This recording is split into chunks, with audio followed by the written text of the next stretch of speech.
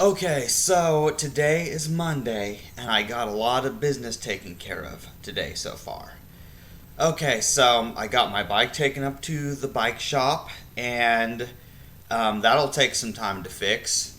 So I'll pick it up a different day, and I ordered some things on Amazon that we badly need, including some new canvas shopping bags because they're all getting worn out, and a new phone because apparently our phone that we have upstairs is dead. We have a nice phone system for our landline phone system. Okay, and there's not all that much time. I have a limited amount of time before I'm picked up for work because I work a full-time job now and I'm being picked up at 1:45. But something I desperately have been wanting to do, and I wanted to do this, and the reason I haven't done this sooner is because I live with my mom, and only when she's gone or asleep, do I get my computer programming done. Because otherwise she'll make me massage her arm or complain to me about how evil my sister is. So, computer programming it's become one of my biggest passions because I'm an artist and it lets me create things. So here's what I want to do. I want to record a video series explaining what my code is, showing how it works. I've had a few programming videos, but this is going to be really good. So my audio and video are recording, and I'm going to be switching to my, I'm going to switch to the display capture, and if I turn off the video, yeah, I'm good. So now you see my screen. I am going to go over the whole process. I hope this thing is, I hope it's recording things right. Okay, I'm going to show you my programming process, and I really hope this works. So I have this folder here. I installed MSys2. It's my programming environment. It works great on Windows. It gives me a Unix or Linux-like environment within Windows. So here is the shortcut that starts the 32-bit Mingwei compiler system. And for this programming project, I'm using only the standard C library. Now, look at this. It gives me a welcome message. Hello, Chastity. Welcome back to Unix. And what's interesting about that, and this is important, I'm going to show you something. Okay, so here's the folder in the Windows Explorer view. And what I'm going to show you real quick is I'm going to, let's see, which is the most recent update file is the bash profile file.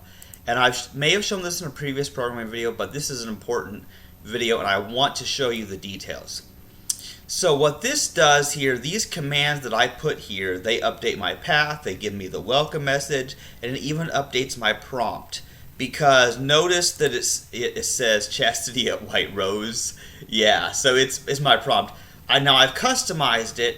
Now I'm going to show you all of my programming code for my recent programming. I have several things. I have some old SDL code, some of my polygon animations that are still on YouTube, and this code I have backed up extensively as well because I may need to use it again someday. Who knows?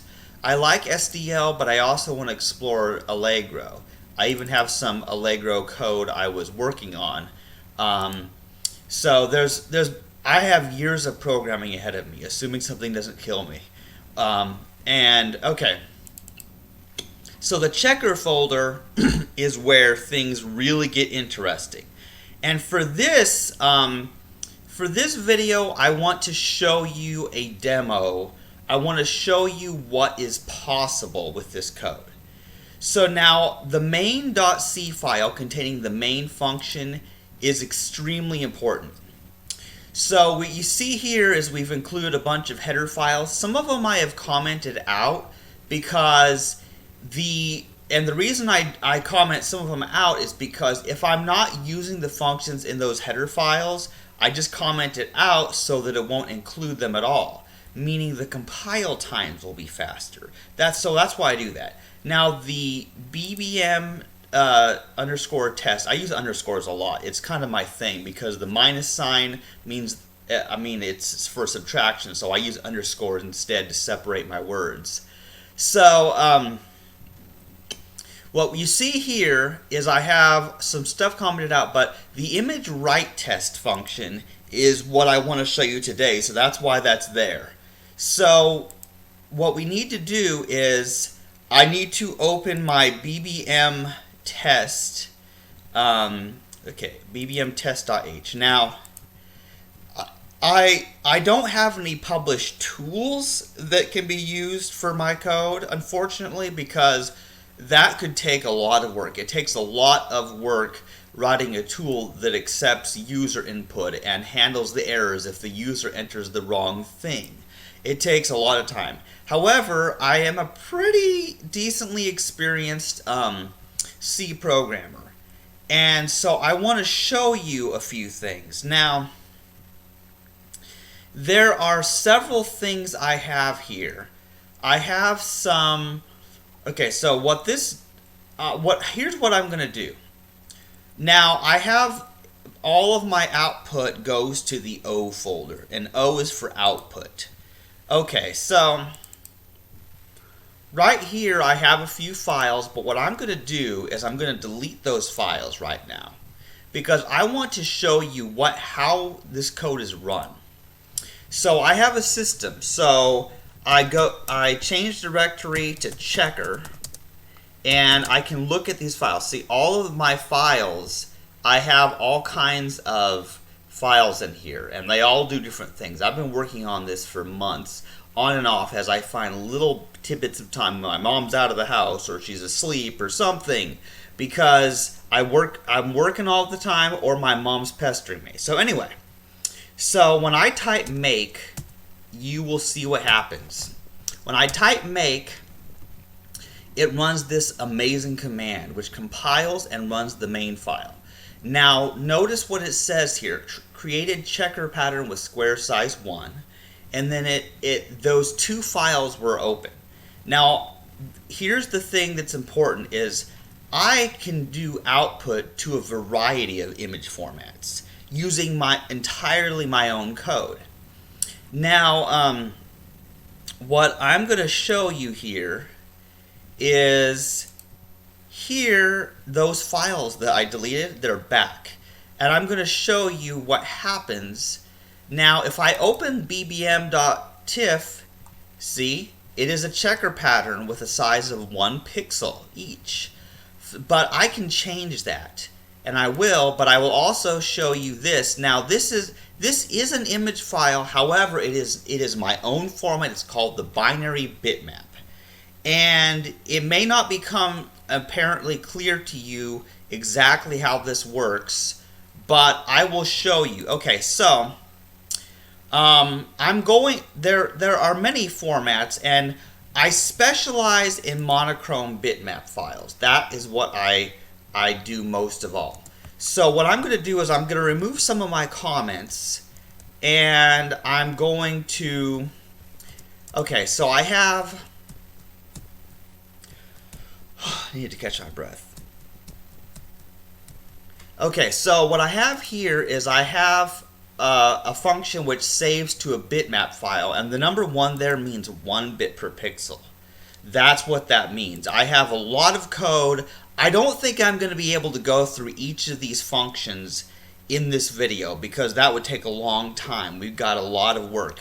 So, but I'm gonna go over the basics of what this does. So first of all, what I'm going to do, I'm going to show you how I can make the image bigger. So let's say that I want an image size of 512 at a width and a height of 512. I can do that. Now let's change the square size. Let's change the square size to 16. Okay, so now, oh, and by the way, I want to show you something. The make file here controls everything. There's a lot of stuff I have here. I've used ffmpeg to convert between bitmap formats. I have other commands I can use for that, but this make file, the default command is this one that you saw it use, because that's what I use most of the time. It compiles it according to the 1989 C standard, the oldest standard that still exists for the C programming language. I'm very old-fashioned. Okay, anyway, here's what this code does. Okay, first I'll just show it in action. Okay, first I'm going to type make again, and it will compile, and this time you will see a few more things here. Now we still have the BBM file. Now I'm going to open up that BBM file. Notice it's a lot bigger, and I can explain why it's bigger too. This contains all the data for the image. My binary bitmap format is the ultimate simple format. I say that because I invented it. This is my own format. And because we have a checkerboard of size 16 squares, we have 2 bytes that are zeros and 2 bytes that are ones. 2 zeros, 2 ones, and it goes on and on. There's a reason for this. And see, this is the width, 512, and this is the height, also 512 when you look at the numbers. I know the binary numeral system like nobody else. I'm a binary numeral system nerd, and I use hex editors and look at the binary, the very bits, all the time. So you will see why it's set up like that. Now, we have 3 valid image files, and some of these, including the BMP file, can actually upload to Facebook. That's how I get so many checkerboards on my Facebook page. Okay, look at this. There we have it. The image size is 512 by 512, and the square size is 16 pixels. Now I can zoom in on it and make it look bigger, of course. You can always do that with any image. But the square size in pixels is 16 by 16. Now if I do right, now it's showing the PBM. Notice that the BMP file and the PBM file are identical. That's because of the same image. And then there's even a TIFF file. I have the tagged image file format. This is insane. Yeah, and when you look at these things, in fact, I'll show you something. They all contain the exact same image data in different ways. For example, this is the bitmap format. I created the header. It also contains the width and the height here. It contains information how many bits per pixel, in this case 1. There's all kinds of interesting things. So it contains pretty much the same data. You can see that it's very similar. And then there's even a TIFF format file. And it's very similar as well. Yeah, see how that works? The formats, look, computer programming, it's all about bytes and bits and hexadecimal, binary numeral systems. Some even use octal. And let's open the other format. Let's see, did I open the PBM yet? Okay, yeah, here's the PBM. It's still pretty much the same data, although a few things are different. Notice that in the PBM format, it's actually ASCII text that shows this kind of thing. It's very impressive, but that is what's great about that format. The bits are still in pure binary form, but I'm going to show you something else. Let us change the square size to 32 instead, and then you're going to see something. And I use powers of 2 because I'm a nerd about powers of 2. Okay, now let's look at all this data. Notice how it's changed. See, now we have 32 bits alternating. Same goes for this file, same goes for this file, and same goes for this file. Now, believe it or not, I have more formats. There are more formats that I'm capable of doing. And what I'm going to do is I'm going to show you one of the most exotic formats that I have succeeded in doing is the XPBM. I see I have several different formats I can do, but the XPBM format is, yeah, I'm going to copy and paste that one there into this, because that was from a previous thing, a checkerboard demo. And, well, this is still technically a checkerboard demo, But yeah, now that's the image read test, because I can read images too. So, but what I'm going to do is I'm going to add this, and what I'm just going to do is I'm going to make a new file that's going to be an XBM file. The file extensions tend to be important. It may still read without the extension, but it's supposed to be an XBM format. So now I'm going to show you, if I run the code again, this time it will probably it has an XBM file that appeared. Now this XBM file is also viewable. Now it's a bigger file size than the others, and you will soon see why, but it has the exact same image. Black and white, checkerboard, they're all the same. And I love checkerboards. I'm a nerd about checkerboards and the binary numeral system. Okay, but I'm going to show you now, when we try to open up the XBM format, look at this. It looks like gibberish in the binary, but in plain text it actually means something. I'm going to close my hex editor. Let's see. Yeah, I still have some time. Okay, so I'm going to show you what the XBM format looks like. Now, this is interesting. Now, the format's a little bit different, but the basic idea is the same. The width, the height, and this is an array. This is how the XBM format. This was used on Linux operating systems with the X Windows system.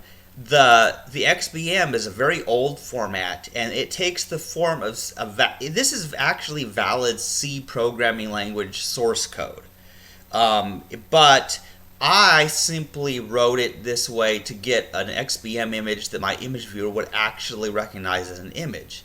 It's not too hard. So basically all we have is a very, very gigantic. Notice that it has 2053 lines. Yeah, and it's a much bigger file, because when you try to store all of that data as plain text, it's way bigger. So that's basically how it works. And see, each of the different file formats that I've created, they all have their own purpose. Now, I'm just showing you the black and white. I can do full color images as well. However, the code is not very mature yet. And I hope that this has been a good enough demo. I want to keep this video short. I don't want this video to be too long. But there you have it. I have been able to create checkerboards here using any square size that I like, and into several different formats. And technically speaking, okay, I'm going to close out of this right now. Okay, so I sure hope that my video is recording correctly. So here's the thing is, as you see, I have these formats. Like I said, you only need one format. Technically, all I need is the BMP format, because I have proven that it does upload to Facebook. I need to test some of the other formats as well and see if they do. But most websites support GIF, JPEG, and PNG. And then Facebook also supports BMP. Different websites support different formats. Some will not let you upload certain formats. But anyway, you only need to make sure you have support for the format that is, that your website that you're trying to upload to supports. And there are a variety of tools, and I will actually, in my next video, I hope to show you how I convert between image formats, because I can convert to image formats that I don't have code for. So I hope to show that in a future video. Anyway, I hope you've enjoyed this little programming demo, and I want to show you more about how it actually works in future videos. I'll get into more in-depth explanation, but that would take long. It would take another hour to explain how what I just showed you works. But I'll show you in the future.